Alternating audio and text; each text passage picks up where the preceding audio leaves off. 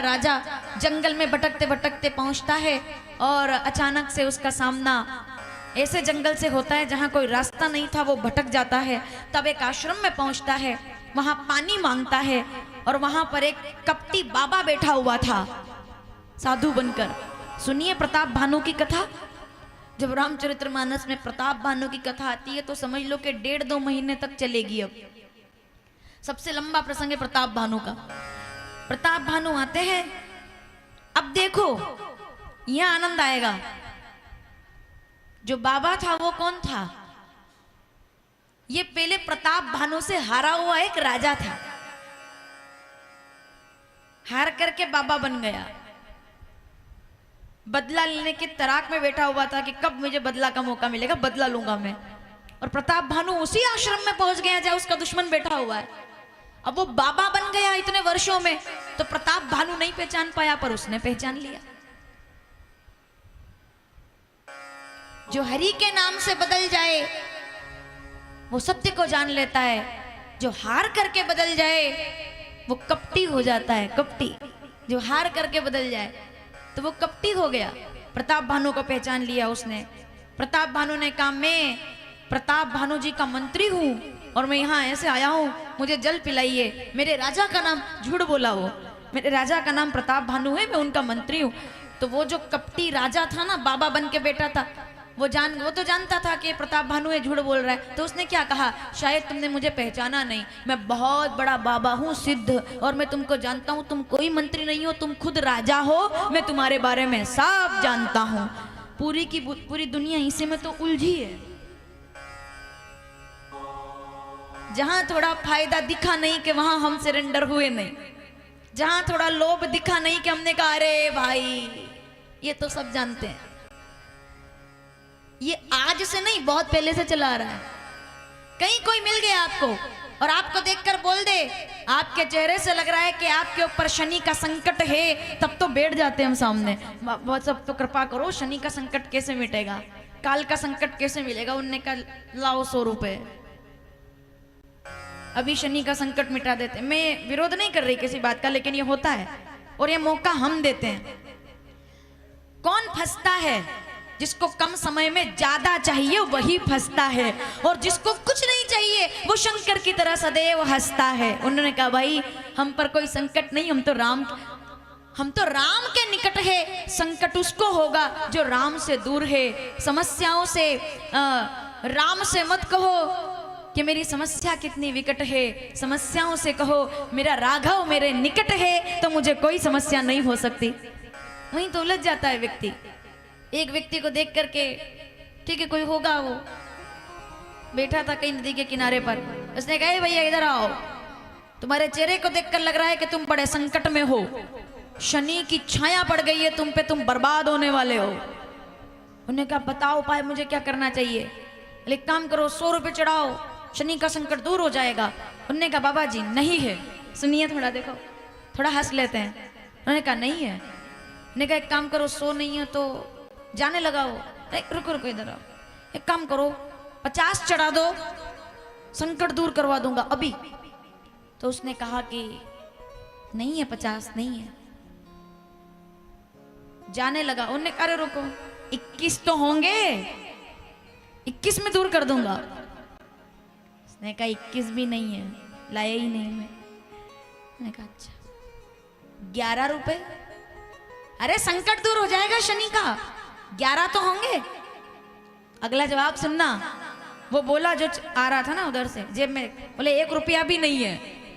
तो वो क्या बोले सामने वाले, बोले फिर तो जाओ, शनि भी तुम्हारा क्या ही बिगाड़ लेगा। जब तुम्हारे पास 1 रुपया भी नहीं है तो तुम भैया बेफिक्र होके जियो, क्योंकि जिसके पास जेब में पैसा ही नहीं है उसका बिगड़ेगा क्या? अब तुम क्या बर्बाद होगे, तुम्हारे पास कुछ है ही नहीं। मेरी बात समझ में आ रही है? कम समय में ज्यादा फायदा चाहने वाले लोग अधिकतर उलझते हैं, फंसते हैं और फिर रोते हैं कि हमारे साथ धोखा हो गया। नहीं नहीं, आप धोखा करने वाले को जिम्मेदार नहीं ठहरा सकते, मौका देने वाले को जिम्मेदार बनाना चाहिए। मौका हमने दिया है। प्रताप भानु ने कहा फिर तो पूरा बताओ मुझे क्या क्या करना चाहिए। समझ आ रही है बात? 4-4 दिन में अपने देवता बदल देने वाले लोग कभी ईश्वर की प्राप्ति नहीं कर सकते, क्योंकि उनको फायदा चाहिए, भगवान नहीं। बिना प्रमाण के नहीं बोलूंगी मैं। रामचरितमानस उत्तरकांड 89 दोहा, दूसरी चौपाई, श्रद्धा बिनु धर्म नहीं होई, बिनु मही गंध की पावे कोई।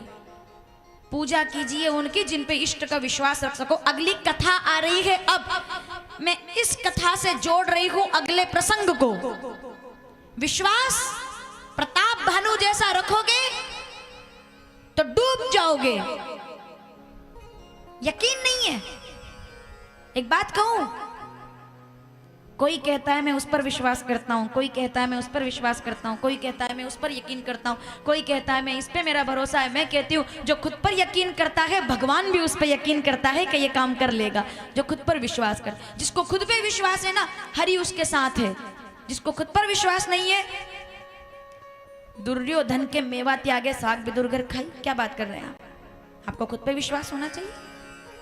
हमसे ज्यादा अच्छी तो वो चिड़िया है। मैं सीधी बात बोलने में विश्वास रखती हूँ, पीछे तक बैठे लोग सावधान।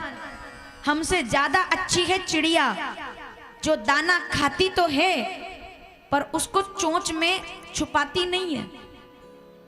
क्यों? खाती है, बच्चों को खिलाती है, रात में सो जाती है, क्योंकि उसको यकीन है कि कल वापस मिल जाएगा। चिड़िया जानती है कि उतना लेना है मुझे, उतना चुगना है जितना खाऊं और बच्चों को खिलाऊं।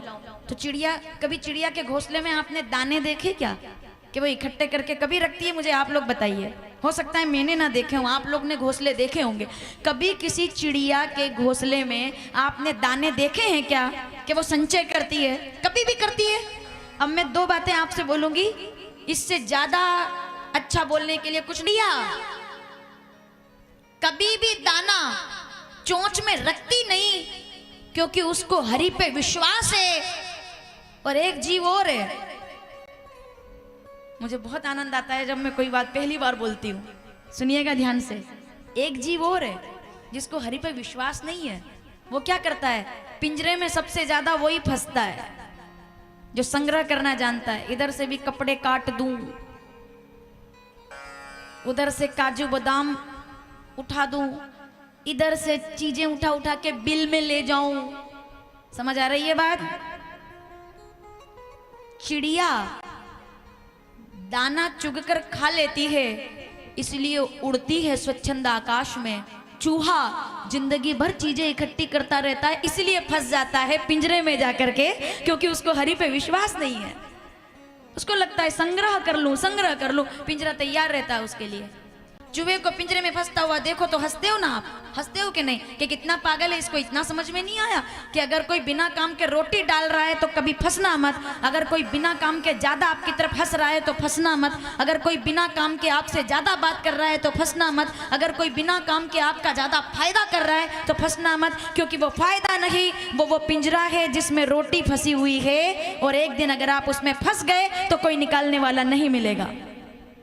इसीलिए कोशिश करना कि चूहे को पिंजरे में फंसता हुआ देखो, मछली को कांटे में उलझता हुआ देखो तो हंसना मत, जाग जाना कि हम भी तो फंस रहे हैं, हम भी तो उलझ रहे हैं। उसमें और हमें फर्क क्या है? कोई हमसे थोड़ा मीठा बोलता है, हम फंस जाते हैं जाल में, मोह के जाल में, प्रेम के जाल में, स्वार्थ के जाल में। तो भाई चिड़िया की तरह उड़ना, चूहे की तरह फंसना नहीं, यह सिखाती है कथा। मैं आपको लेकर चलती हूँ, ऐसे थोड़ी पता चलेगा।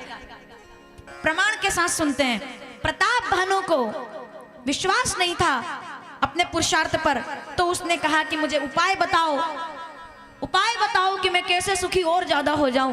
कपटी मित्र ने जो था वो राजा, उसने कहा तुम भोजन कराओ ब्राह्मणों को। भोजन कराया तो सब जानते हैं, अब भोजक परोस दिया उसने तो आकाश उनको श्राप दे दिया ब्राह्मणों ने कि जाओ तुम परिवार सहित राक्षस हो जाओ। याद है आपको?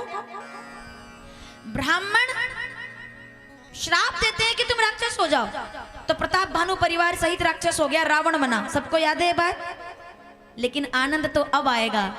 जो ईश्वर पर विश्वास ना करे वो प्रताप भानु की तरह राक्षस हो जाता है, लेकिन जो ईश्वर पर विश्वास करे वो राक्षसों के बीच रह करके भी, नाम याद कीजिए, भगवान के अवतार का कारण